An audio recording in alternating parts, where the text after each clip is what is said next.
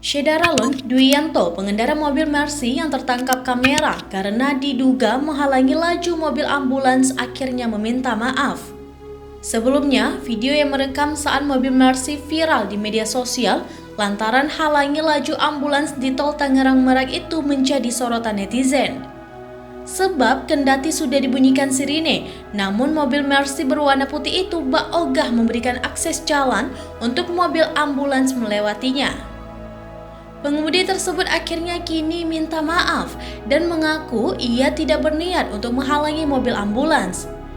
Pertemuan antara pengemudi mobil Mercedes-Benz dengan pengendara ambulans berlangsung di Mapolres Tangerang. Pertemuan antara pengemudi mobil Mercedes-Benz atau Mercy dengan pengendara ambulans berlangsung di Mapolres Tangerang. Dengan kejadian tersebut, dirinya mengaku akan lebih hati-hati dalam berlalu lintas. Ia pun mengungkapkan alasan membuntuti mobil ambulans hingga ke rumah sakit untuk memastikan apakah ada pasien atau tidak. Apalagi mobilnya mengalami rusak di bagian spion kiri. Ia juga mengatakan ternyata setelah dikonfirmasi memang membawa pasien dan dirinya akan melakukan perbaikan sendiri.